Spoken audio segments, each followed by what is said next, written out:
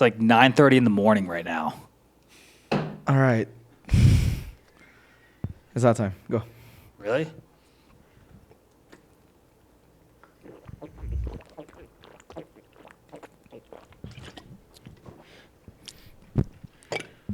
Oh!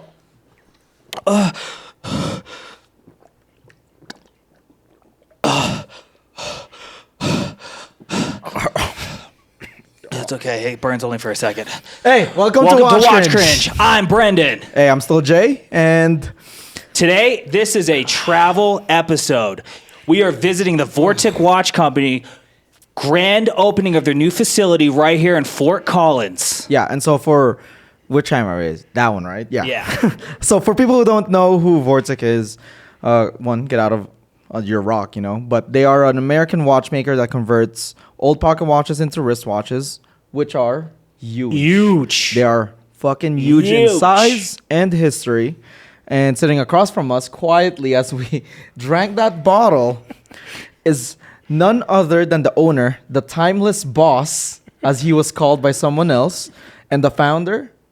RT Custer, welcome back to the show. We missed you, man. Thanks for having me, guys. This is fun. Thanks for coming. Actually, we should say thank. Well, actually, we should yeah. Thank So you thanks for having us. having us because we're, as you can tell by the video quality and the audio quality, Not in our studio. at all. We're not in Brendan's house. So that's why we're at Vortic. Vortic, yeah. That's right. So before we get anything started, let's wrist check, right? Wrist check. What's on your wrist, RT? Let's start Guess with you. first. It's I only got proper. the military edition, 4th edition from 2022. Okay. Bren, how about I you? got a moon watch. It's by a company that I think you're familiar with. I think I brought it because I had to manually wind this, just like Vortic watches. What a a little- what a stretch. Yeah. Well, let's see your stretch. So for me to kind of match with the theme of American made, I'm wearing a Grand Seiko 9F quartz watch, so it doesn't even have anything to wind. Yeah, that's what I'm wearing today. So, well, first, today's sponsor, obviously, Vortic Watches yeah. and RT Custer. So Thanks for paying for our entire trip out here from Austin to party in Colorado. You're welcome. I was a little uncomfortable last night because you guys booked us a single twin bed hotel room. So that was a little weird, but we got over it. someone's back was blew out. Yeah. But I feel like we've known you for a few years now, and you never told us what RT stands for, and it kind of sounds like you're a Civil War general, like General RT Custer. That's right. What do you think it sounds like? Well, you know, so from watching your content, and if you guys aren't aware, they have a channel called, what is it, Custer and Wolf, Yep. where they talk and highlight the history of like what it takes to start a brand from like scratch, right? Yep. And so from that, I was like, oh, RT must mean fucking really transparent. You tell everything about the business. If you want to know literally every single bit of what it takes, they actually seriously cover it. And it's rare nowadays. I feel that people are transparent. And it's definitely refreshing because, you know, the industry is full of smoke and mirrors. And it is so nice to have someone that isn't. Can like you that. clear up that smoke and mirror for us? What does RT stand for? Robert Thomas. That is Robert Thomas. Hey, he's probably still a general, though. Yeah, you're definitely still a general. Yeah, I'm related distantly to General To Custer? Are you actually? Yeah, so that's cool. It's like 7th cousin, basically. But my dad has the largest collection of books on General Custer. I And think your uncle. maybe second largest. And he's done the Ancestry.com all the way back to the General to figure it out. Yeah. So we actually had some people ask specifically, hey, you should find out if he's related to Custer. Wow. Yeah, I mean, it's distant. Should but we yeah, I am. salute you right now? No, I did not serve. Sir. Yeah. Yeah, all right. You don't have any stolen valor. That's good. Yeah, that's cool. Don't do that. Yeah. Do you want to? Yeah, so let's talk about the new Vortic facility, right? So y'all just moved in. So give us some stats of the new house. Like tell us any of the new building stuff, the new machinery, like what new capabilities did you unlock with you getting into the space? Totally. So we have 8,500 square feet here. Our past facility was about 4,000 square feet, so Oh, we're a double. little bit more than double in size. As you saw, we have this TV studio here where we can make awesome content like this. Yeah. But then we also have over 2,000 square feet of just CNC machines. So we have 3 horizontal machines, or the lathes, and then we have 3 vertical machines, including 2 newer machines that we got, newer to us, they're used, but we got DMG Mori machines. Which, Did you find them on Facebook Marketplace or something? Basically, yeah. Tyler does all that research, and we have great connections with people to try to find really good quality used equipment. Most of it, the equipment is like mostly all made in America too, right? Like all the we're going back Haas there. machines. So we have 4 Haas machines, which are made in LA. And then we have those 2 DMG Mori machines, which those are foreign machines, but they're very specific and they're a lot higher quality. And they can just make a lot of parts. So that's why we got those 2 newer ones. And this is like a whole new, like it's not just a new part of the building. It's like a completely different building from your last one. Yes. Yeah. 'Cause I noticed it's like close to the Mawson's hardware store. Do you guys ever have to like go there last minute to like MacGyver a watch together for a customer? Was that part of the decision process? You need to be near the hardware store? And At Mawson's? Tyler's favorite hat is the Moss. Everybody loves their branding. But we pick up stuff for around the shop, screws and stuff like that, putting things in the wall. But obviously we can't go to the hardware store to buy watch parts. That'd be too easy. Yeah. We would have much less to talk about today, honestly, if we could buy this stuff. And like you saw, we honestly make everything. It's crazy stuff. Yeah. So I mean, in actuality, you guys really take watchmaking seriously, and I mean, we saw that just from the facility. You guys have a clean room. That's one. Crazy. And then you can tell because you guys have Haas machines, and I know those Haas machines are so Uber expensive. Like absurd amounts of money. And those are the cheap ones compared to the other ones, the DMG Moris. Those are 3 times as expensive as Haas. Yeah. Really? Okay, so let me rephrase that. So they have a few DMG Moris that's how they're serious with like the manufacturing stuff. Wow. And so can you tell us about the machinery that you have now, like in this space, and like how integral are they to the watchmaking that you guys do? And like, do you make anything else with it that isn't related to watches at all? Totally. Yeah. So, I mean, we started out with Vortic. And so when you look at a Vortic watch, we didn't make the dial or the hands or the movement. So we had to get really good at making cases, crowns, those little sleeves that I showed you to make that nice, click sound, right? Like Nice. That's what we had to get good at first. And so I usually say, Tyler and I are not watchmakers, we're engineers. So we had to figure out the engineering of how to recase an antique American pocket watch and make the best damn pocket watch conversion in the world. And that's what Vortic does. We moved into this building, though, so we can take all of that skill set and make not just a few hundred watches a year, but now hopefully thousands of watches a year. And so that's really what, if we were just going to just make pocket watch conversions and make roughly 300 watches a year like Vortic does, we would need about half of those machines. We would need a quarter of the clean room space that we have. We wouldn't really need all of this stuff from a content creation standpoint. But Tyler and I want to run a big business, not just a small business.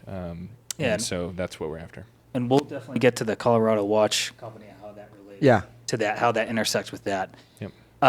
I did notice that most of the Vortic watches are machine finished, which definitely gives that aesthetic of, handmade or like machine made or made in America. You can see kind of the marks of the making, right? Like do you ever see a future where you have more fine grain, like hand polishing on the whole case?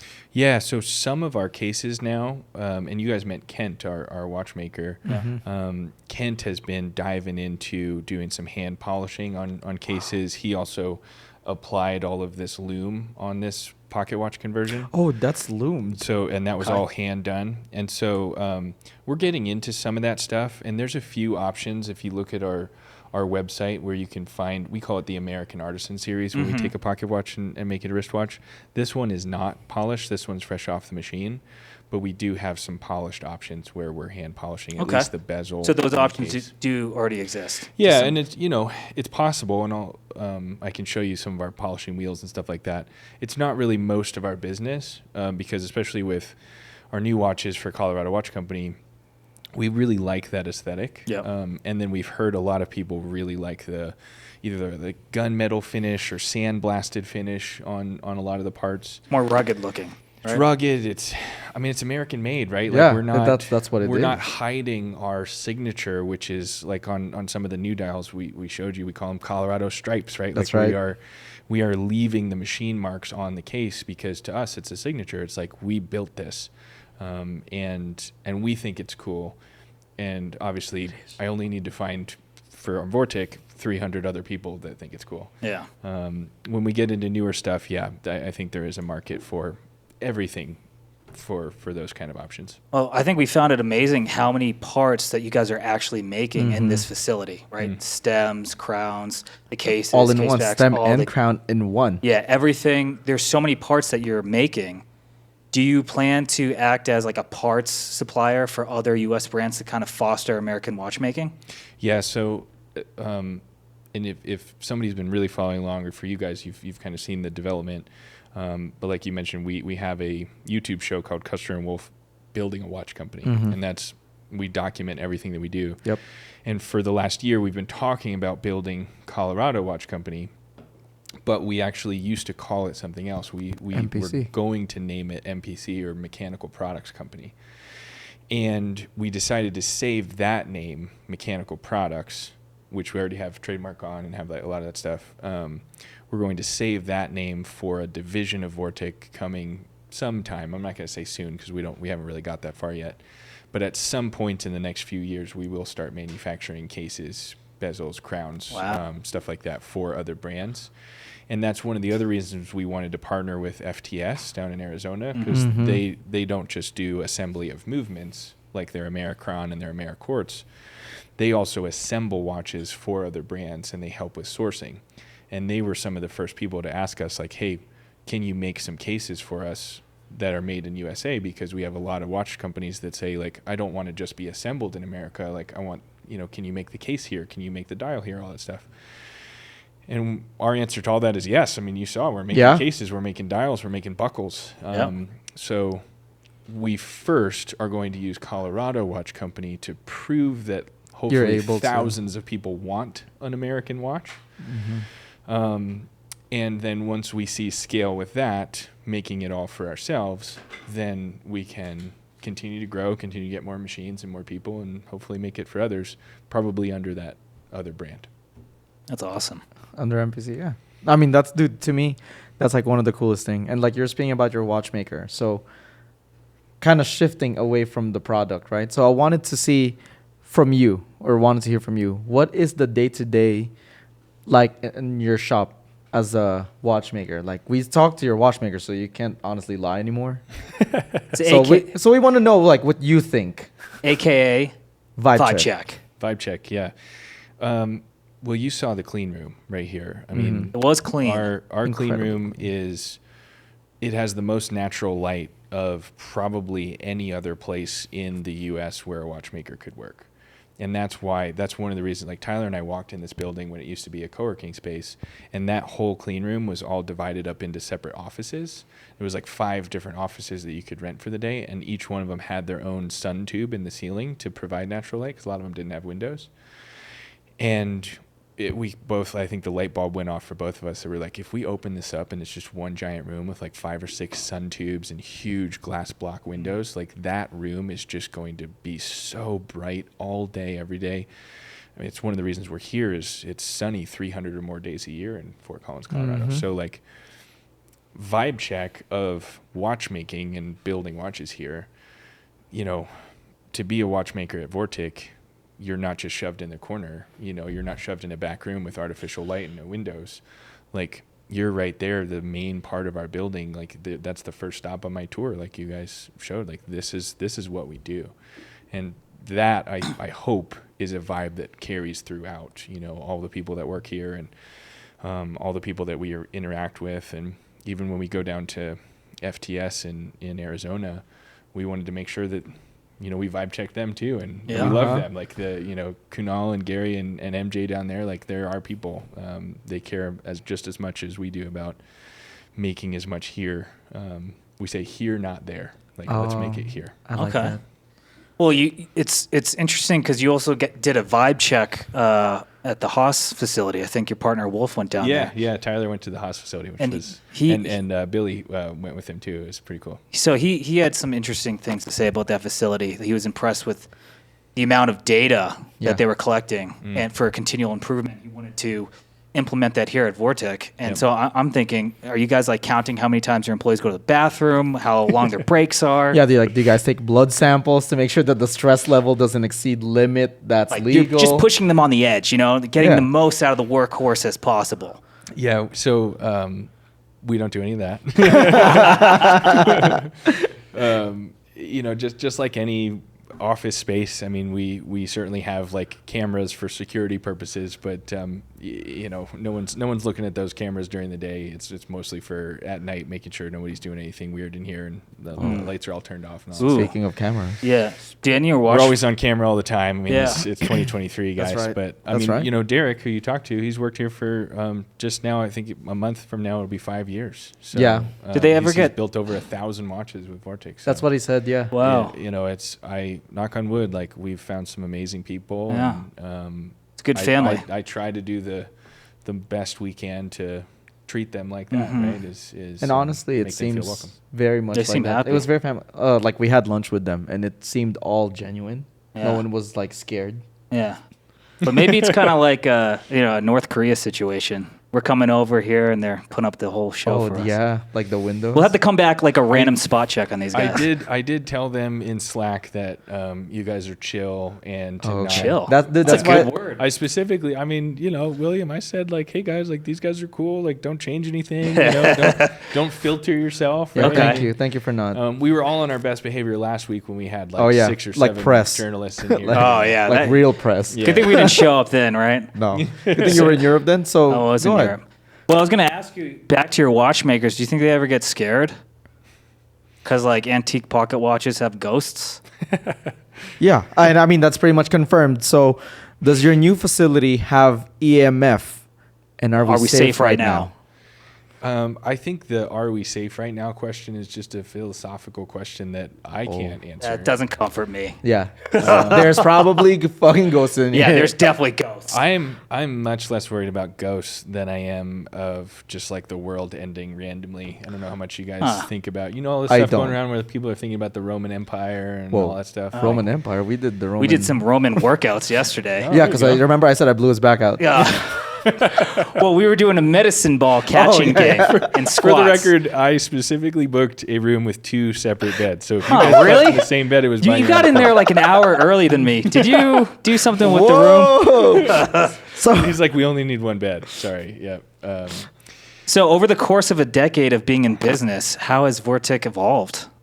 that gets a Well, long time. Yeah, so we launched on Kickstarter. Just me in November of 2014, November 17, 2014 was our first day on Kickstarter. Tyler and I met in like 2010, I think, maybe 2011.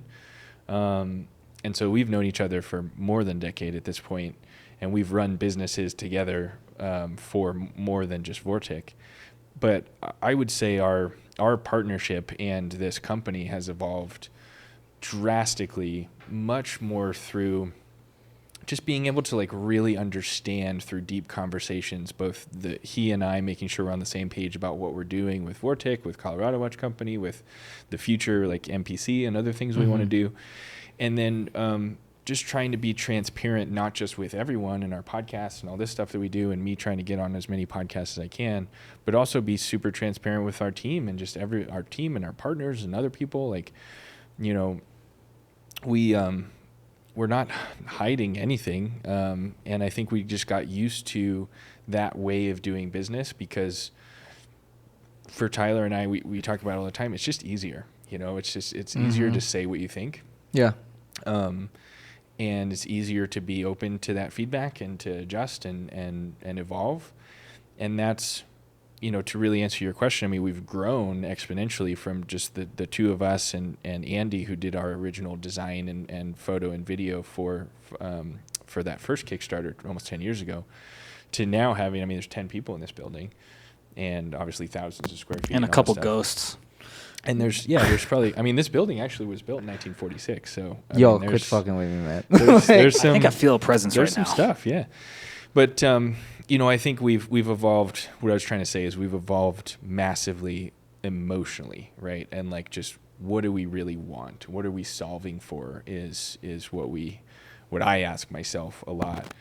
And during the middle of the pandemic, we've just realized we're not going to be able to make more than about 300 or so Vortic watches a year. Mm-hmm. And the industry has now associated a Vortic with a pocket watch conversion. Mm-hmm. So if we want to scale, we need a different brand. And that's where we started building MPC, which became Colorado Watch Company.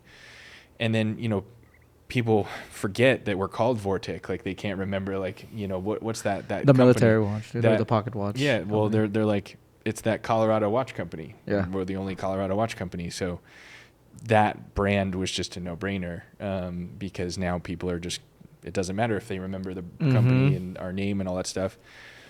And I think we've had to evolve throughout that whole time because, I mean, you know, everything we've been through with the big lawsuit and all that stuff. But for the life of the company, our name is on the back. Mm-hmm. Our name's on the back ring, right? Like, Yeah. this isn't about me and Tyler.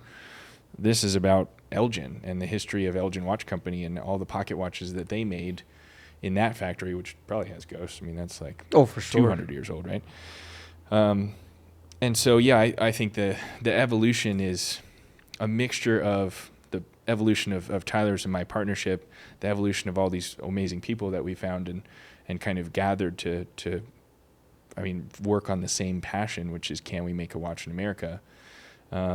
And then also learn from history, right? It's like all these old watch companies, they made millions of pocket watches in the U.S. 100 years ago.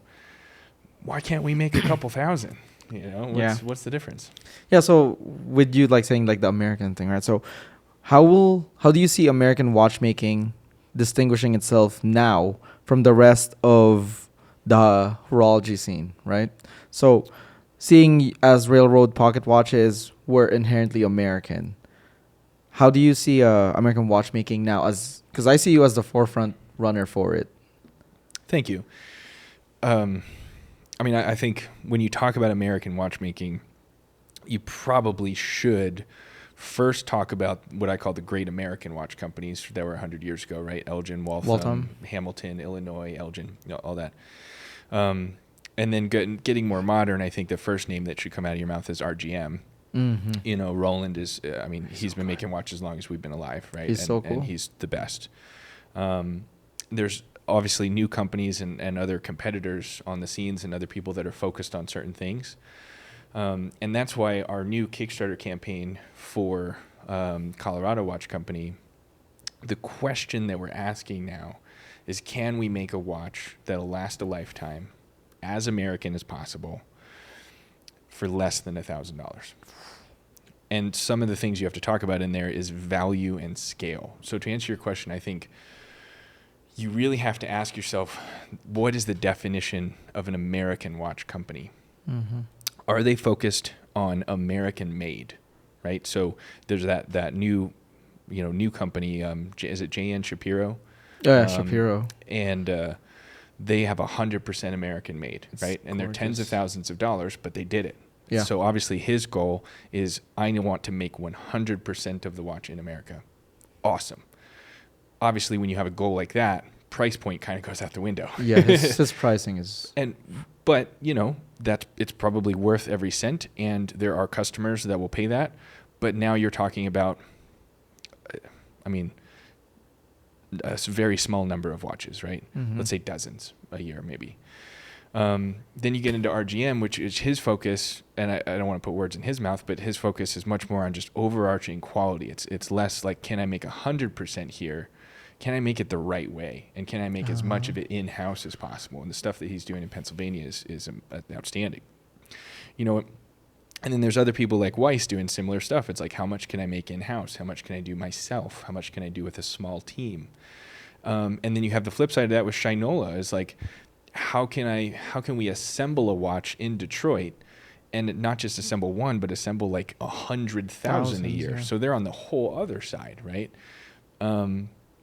We kind of want to be in the middle, which is like, let's make as much of it as we can here within reason. Let's create the best value that we can, and let's create the most scale that we can in order to achieve that value. And to us, scale is thousands, not hundreds.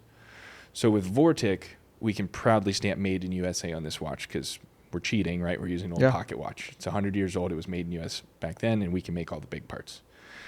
With Colorado Watch Company, it's a little harder because there's really only one option. If you want to buy 1,000 or more movements that are American, FTS is your only option. They assemble it in America. It's the closest we're going to get. It's foreign components, but it's an assembled in USA automatic watch. Yeah. And they align with our values. They want to make as much as they can here and continue to make more and more here, not there. Well, I think we have one more question about Vortic before we jump into Colorado. CCWC. Yeah. So why don't you go? Yeah. So, we noticed that your watches are usually on the wrist of some notable celebrities. Like I'm thinking Mr. Wonderful, right? That's one. And then another is Jim from The Office. And if you guys aren't aware of this, they have a video of this talking about product placement versus influencer marketing. Yeah. And we watched that stuff. So it's like, how I know that like you're able to talk about it, but I don't want to talk long on it, because do you have anything you want to say about that? Just because it seems like you already covered it a lot in that video. And if you haven't seen it, like watch it. We'll send the description. Short things that you want to say? So that was kind of always like a passion project of mine, and the Kevin O'Leary thing happened just totally on accident. And that was the first one. Is I did a podcast like this with a gentleman named Anthony who received an investment live on Shark Tank from Kevin O'Leary, and Anthony. There was like a year after he and I did a podcast. He called me and he said, "Hey, I want to buy Kevin O'Leary a gift, and I want to buy him a watch to say thank you for investing in my company." So that one just kind of fell in my lap from networking like this, right? Which is, I say it's about who you know, and I really do believe that. And can't wait to see who hits you up after this podcast. Some real degenerates. Well, I mean, you never know, right? Like that's why I like to be a yes man. I like to say yes to as many of these opportunities as I can. Open every single door possible. I just think that's the right way to do it. And I'm busy, but I think those opportunities are cool. And then through a podcast, I met this gentleman named Mark, and Mark does product placement for brands. And so we started working together. We started kind of shooting the shit and like, how can we get our watches on some famous wrists? And Jack Ryan was on that list. And so Michael Kelly, who was Doug Stamper on House of Cards. You ever watch that? One of my favorite actors playing one of my favorite roles. Michael Kelly wore our second edition of the military edition in season 3 of Jack Ryan. And then John Krasinski saw it on his wrist and said it was the coolest thing ever. And I got, I think, the coolest email I've ever received, which is from the prop master of Jack Ryan. And he said, "Hey guys, John Krasinski wants a watch like Michael's. Can we get him one for the final season?" Wow. And we were like, that's fucking sick. Yes. It's Jim from The Office. Like, hell yeah. And so I just think that stuff is cool. It's obviously a very long tail from a marketing standpoint. Like, you don't see a lot of, honestly, we didn't see any benefit from any of those product placements until Kevin O'Leary did a YouTube video that now has 3 million views on it, where he just raves about his Vortic watch, and it's he was awesome. on with the producer Michael. Producer Michael, yeah, that's crazy. So that we get like over 100 unique website visitors every day from that YouTube, one YouTube video. It's crazy. That's crazy. So that's one success story. Social media is a hell of a drug. I mean, it's the power of YouTube, right? Yeah. And then the last thing I'll say is. There was a ton of people, once we got a watch on John Krasinski, just how famous he is, people were Googling what watch is John Krasinski wearing in Jack. Yeah, like I was telling him earlier, it's like my mom asked me, who is it? And I was like, I fucking know that guy. Yeah. Yeah. And so that's cool. And now there's a bunch of websites that answer that question. So from an SEO standpoint, we're also getting a ton of traffic. You're killing it there. Wow. This watch is the watch that John Krasinski wore. You don't happen to have like one of their phone numbers, do you? Because we should call Jim's number? Yeah, let's call him up right now on speaker. You know what? Actually, on that, who is the most famous person on your phone right now? Yeah.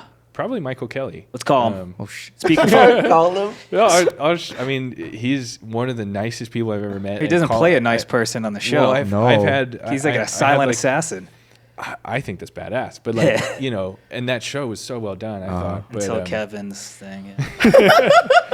well, but it was funny. The first I had about 30-minute conversation with Michael Kelly about watches because we sent them watches as gifts and say thank you and all that stuff, and he asked like what he could do for us, and we're doing some really cool stuff with those watches that they wore on. Okay. I can't talk about that yet. Okay. But Ooh. about a year Secrets. from now, there's going to be some really big stuff that comes from that. Oh wow. Okay. But Michael, the actor, first of all, it was like I was having a conversation with Doug Stamper, which like was That's so so sick. weird and cool. Yeah.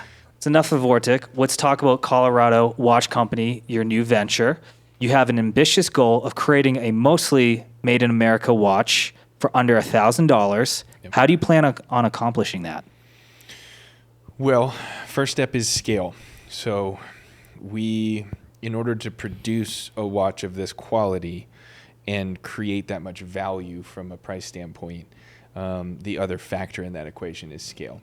And so if we only made 100 of these things, they would have to be thousands of dollars, just like a Vortic, right? Like, if you have low volume, you have to charge enough to make it worth all the overhead to do so.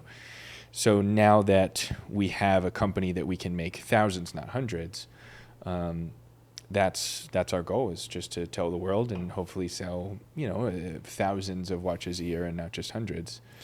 And we're starting on Kickstarter because we don't know if that's realistic. We have no idea. We've never sold a watch with this kind of value proposition before. And now I think we can compete with some of the bigger companies that have that ability to scale.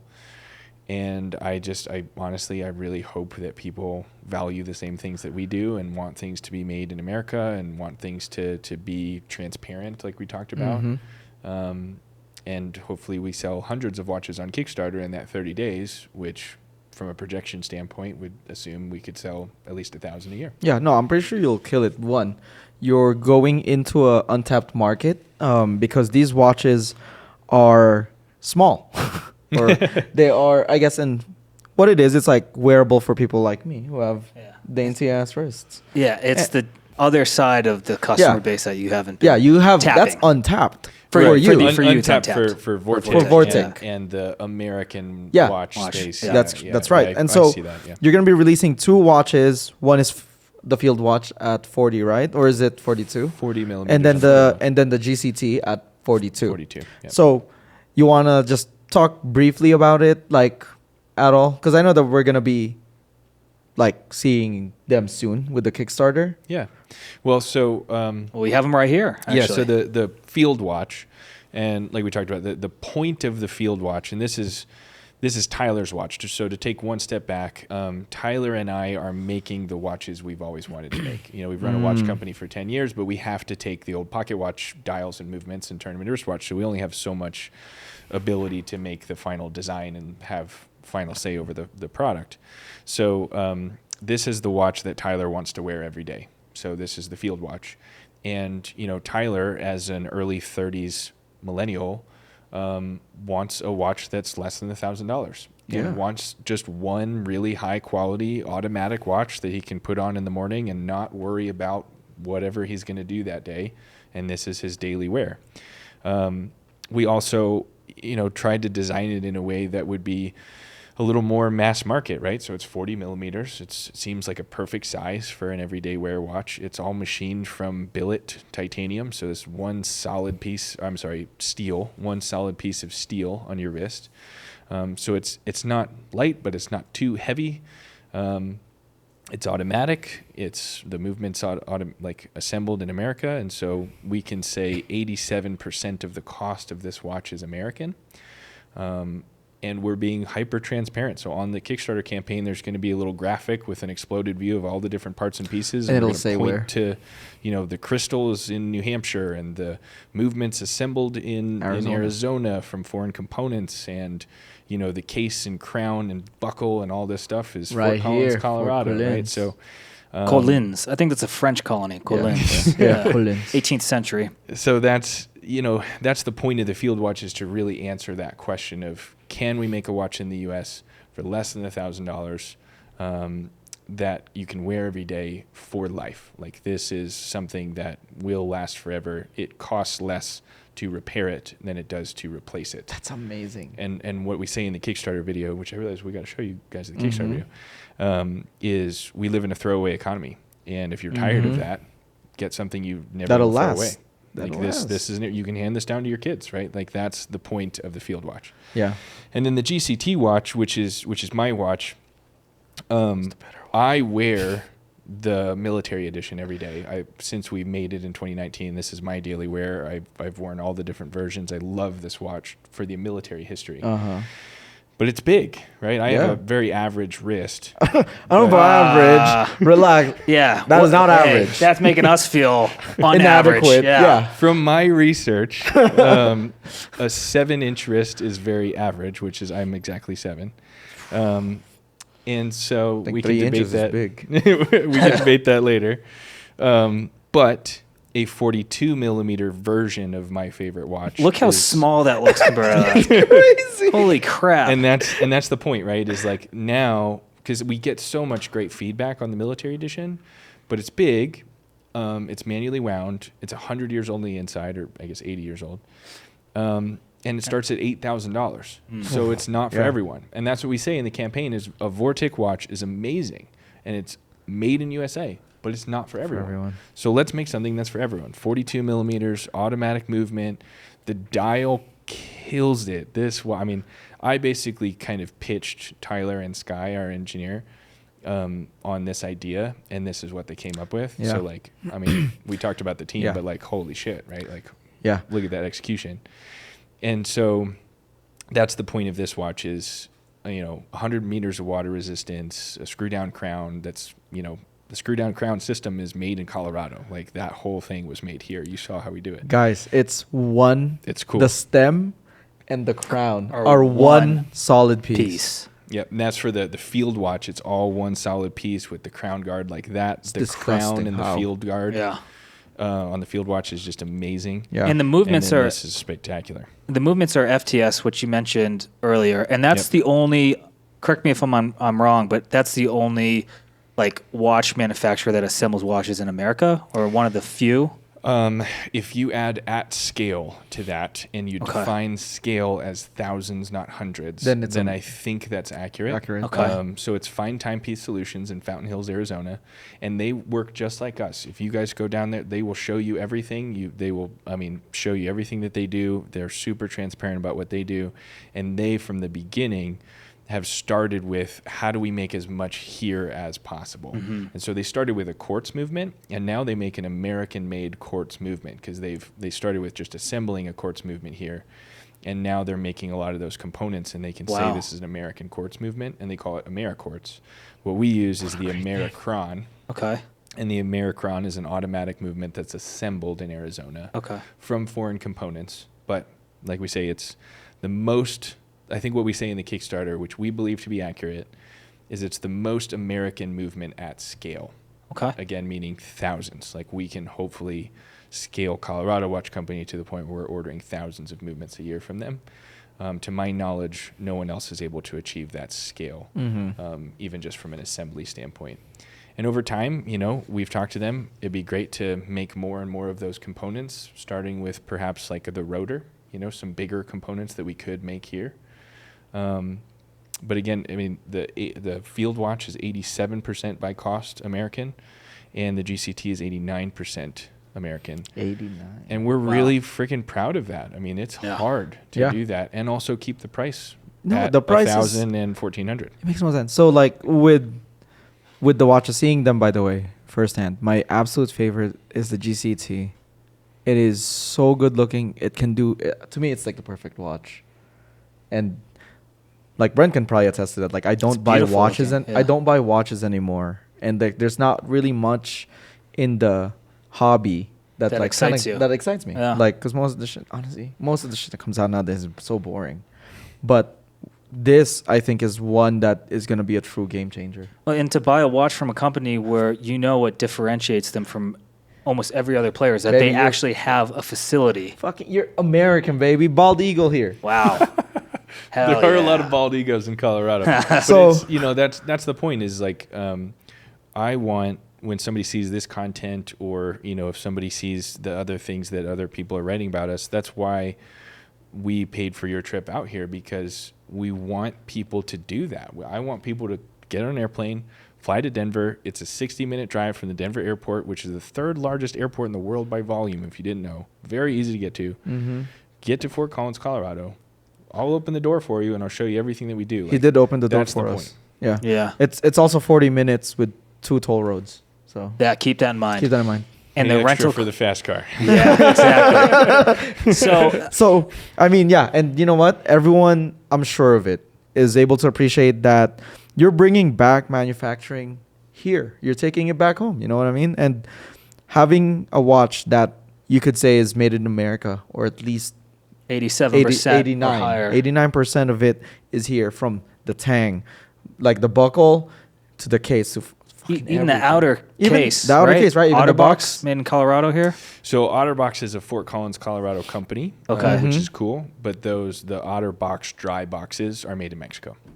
Okay, that's close enough, though. Close enough, man. Made in North America. The stretch, I like Yeah. that. We said we partner with Otterbox because it's a really high quality product. It's a great piece of packaging. Yeah.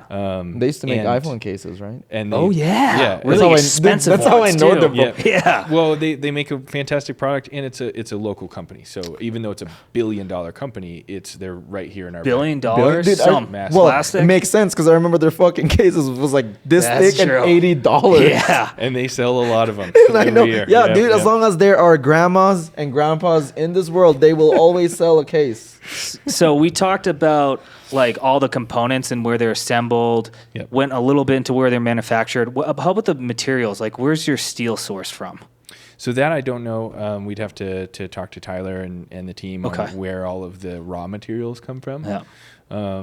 I will say that like one of the reasons we like steel is that it's easier to get American steel Yep. than American titanium. One thing I learned recently is that like a huge percentage of titanium comes from Russia. And for various reasons, it's a lot like that's why titanium, one of the reasons, and again, so I've been told, titanium has gotten a lot more expensive recently because it's hard to get things out of Russia. So Steel is much better, anyways. that brings up a really interesting topic, which is just the definition of American made Right. and just how freaking hard it is to do even 87%, right? And that's why we're being really transparent about all this kind of stuff is it's something that we're really proud of, and it takes a lot of work. And to be able to say made in USA like we do on the back of a Vortic watch It's such a big is thing. nearly impossible. And it's because the definition of made in America is all or virtually all critical components must be made in the U.S. for your product to be U.S. made. It's even more stringent than the Swiss. Swiss. Dude, Swiss is like It's like 60%. Swiss is 60% by cost, and we By are cost, yeah. measuring the by cost thing the same way as them. So if we were sitting in Switzerland right now, our watches would be Swiss made. Yeah. And 50% more Swiss made than Than just most. just the standard. Yeah. You know, not comparing ourselves to anyone there, but it's like we want to, if we can, talk to somebody at the FTC or whoever is in charge of that and say like, it'd be so much nicer if they would just give us a percentage. Because let's say American made was 75%. Or shit, let's say it was 90%. That seems pretty high if you compare it to Swiss made. Yeah. If it was 90%, we would be moving mountains right now to get from 87 to 90. 90. You need some lobbyists. That's right. I mean, yeah, basically. he already knows a Hey, couple, remember? send us to DC. We can take care no, of it. no, he knows a couple. Oh, the silent assassin. The silent assassin. Yeah. So, I mean, with that whole thing, Yeah, I think that was great. We're going to move this to the fun section of the episode. This is the most educational section of the episode where we give business advice to RT and we receive business advice from RT. That's correct. You know, because with RT being a serial businessman, he has vast amounts of experience in what it takes to succeed. But we also have left field experience that I think you could learn from and that all the audiences watching us can learn from. I'm glad this is being recorded. So I do not quite agree with that, but your mileage, you know, take it with a grain of salt. Your mileage may vary.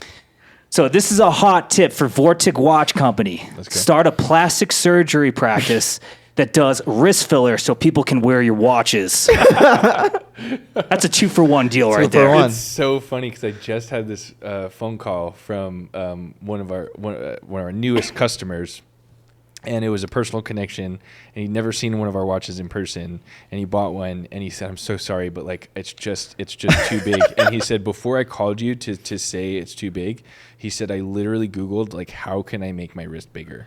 And I was like, you know, and it's just the nature of the beast. And the one thing I will say is we've done a lot of work in the last 10 years to figure out how to make a pocket watch wearable. Yeah. Right. So this is our new 45 millimeter case. The lugs are so much smaller. like It does. It just appears smaller too, right? So does. this is what most of our watches are like. Humongous. This is 47. That's like an ankle bracelet. And the difference, So this is 67, 45 and this is 47. The difference is massive. And then we do have a new 43 millimeter. We just can't make very many of those. Uh-huh. And I it was see. only Hamilton and Elgin that made those. Oh, okay. Oh. And because Hamilton made most of them, and we had a little, issue with Scuff. Hamilton, Yeah. we weren't making those for a while. So the new 43 millimeter, you'll see on the website they sell almost instantly. Yeah, I noticed that. Like So- Yeah. the 43s The are daily like thing always is like, gone. boom. Yeah. Yeah, because that's, I think a lot of people feel that way. Is like the Vortic concept and a pocket watch on your wrist is awesome, but they want the smallest one. So, Yeah. I think you got some Yeah, hot I got tips, some for right, you. So bud? yeah, this is a I hot accept tip. your feedback is what I'm saying, and we're doing the best we can. The filler thing is good The though. filler is worth I'm a Googling. genius. Yeah, I'm a We genius. should go down Hey, the rabbit so hole on that. this is a hot tip though for Vortic watches. Have you ever thought of maybe diversifying your business? Let's say create a 6-foot-long social distancing apparatus that you can be using it for COVID distancing. We can call it the Social Stick USA. And then we make these sticks here in Colorado. And then we make sure that it has a handle and a tip and it's truly 6 feet so you can measure it. Yep. I sold about $100,000 worth of social sticks between April 2020 and I guess the end of 2020 when social distancing just kind of Died. went away. Yeah. But You got any sticks Yeah. left You got any more left? I will find. I think I got rid that of we most of them. can take away as a souvenir? But I will find a couple and send them to you because Your it's just kind website of a also, novelty. your website is like, it's still up. I don't know if you knew Cool. that. Yeah. The social There's sticks. pictures of you using it. Oh, yeah. Some of his pictures are some of the funniest things you'll ever see Check on the it out. fucking We'll send a internet. link. It's gonna be on there on Instagram. Yeah. Check it out. It's literally him holding this like this. No, at first it fucking was mask on. At first it was a crazy. I mean, like I'll be honest with you guys, when the pandemic hit, I thought for sure that we were going to lose Vortic. Like, Mm-hmm. why would someone buy A luxury watch. $3,000 luxury watch When the when world's there's ending. a global pandemic? Yeah. Like I thought we were going to lose everything. Kind of speaks And- to our culture a bit. I think. Right. World's ending. And- Let me buy a luxury watch. It'll make Exactly. it all okay and safe. And so thank God, Yeah. the watch industry took off. 2020 and 2021 were our 2 best years ever. We sold more watches those years than any year prior. And, again, knock on wood, like the watch industry flourished. But because I thought it wasn't going to, I started branching out to try to save us, right? And the social stick was one of the ideas I had to see if we could save the company. And the social stick is what created Lauren, my executive assistant. My first assistant, her name's Bella. It's that product is what created the opportunity for that job. That's And- cool. And she just transferred over to Vortic. Nice. Yeah, and I love having an assistant. It's changed my life. I don't know how I could operate without Lauren, and I definitely couldn't have gotten through the pandemic and all the growth we experienced without Bella. And so Well, I got something else you can't live without. This is another hot tip. I'm ready. Yep, hit me. So you guys love upcycling antique pocket watches. Yep. Why not expand that practice to your rubber straps and upcycle certified, pre-owned dildos? For the rubber straps. Okay, pre-owned I get. I'm not going to answer this one. No Pre-owned. comment. No, I actually have a clarifying question. Oh, shit. You're not ready for that, A Brent? pre-owned sex toy, I understand the concept of that. How do you get a certified pre-owned? Like, who's certifying these things? Rolex. Ah, okay. There you go. There you Got it. go. Yep. Jay, I think you got. Yeah, so we're gonna. Flip this is it, though. now us asking for advice. Go. Right? So this is a request for advice from you. Is it wise, would you say, to buy a $300,000 DMG Mori CNC machine so that we can make merch for Watch Cringe? And we would be using our personal money and our family's money too. My grandma's life savings. Yeah, and it would be priced at, what's the merch priced at? $5.99 to $8.99 because we'll be making like keychains, Pendants, pens, pins. shoes, metal shoes, maybe.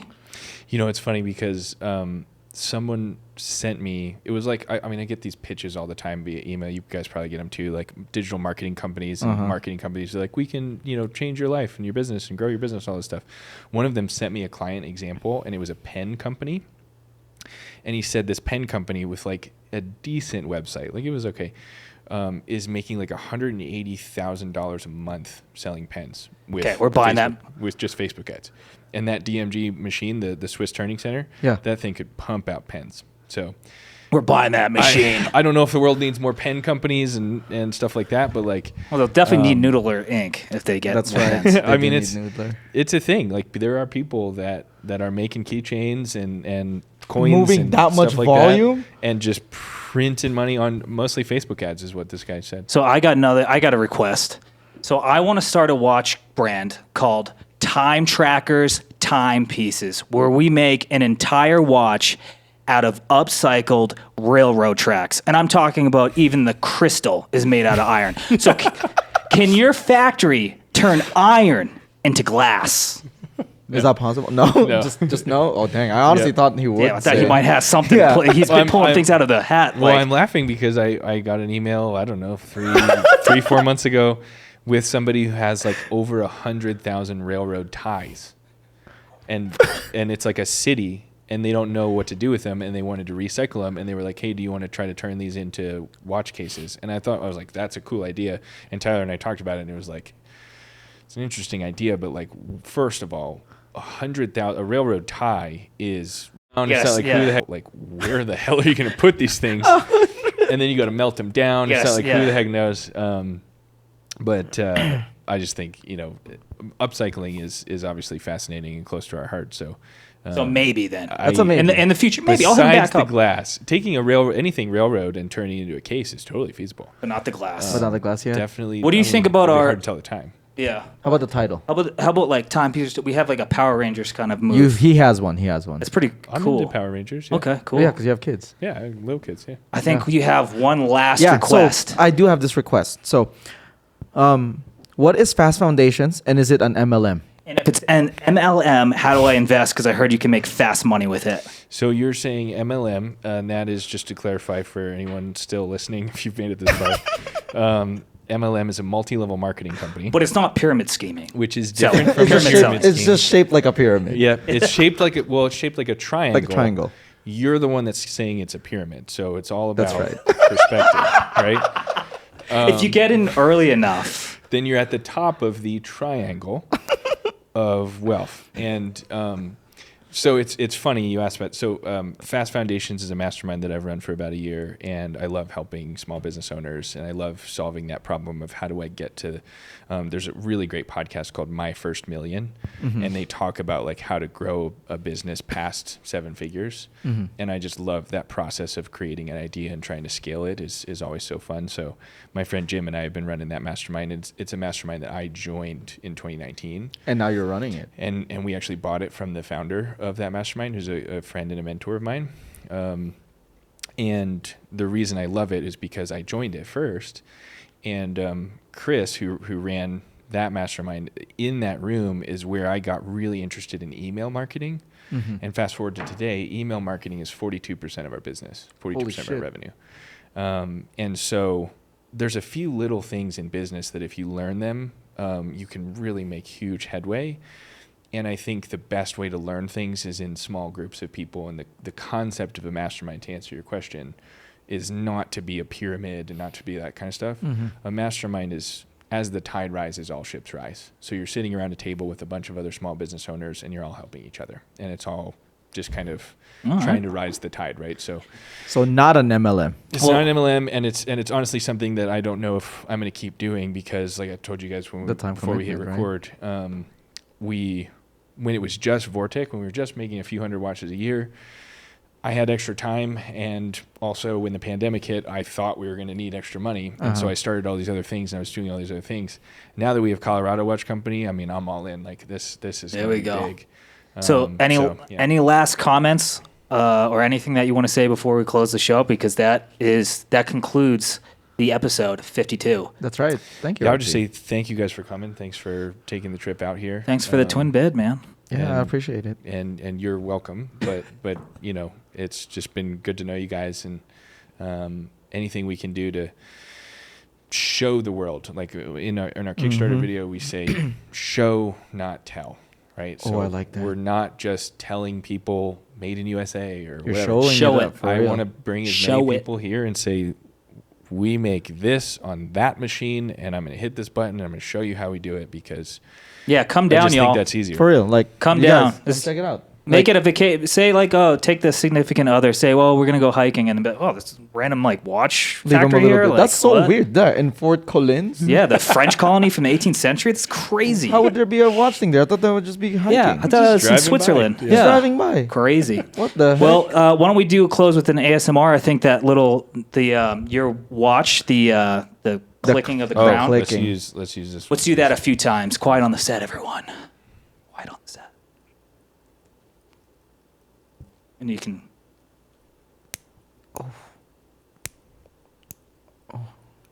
Well, thanks, everyone. Thanks everyone. Hey, and again, thank Bye. you, RT. Thanks for the multiple camera shots. Thanks. Multiple camera shots. Hey, back to your regular shitty podcasting after this episode. Don't get used to it. Thanks, guys. Thanks, RT.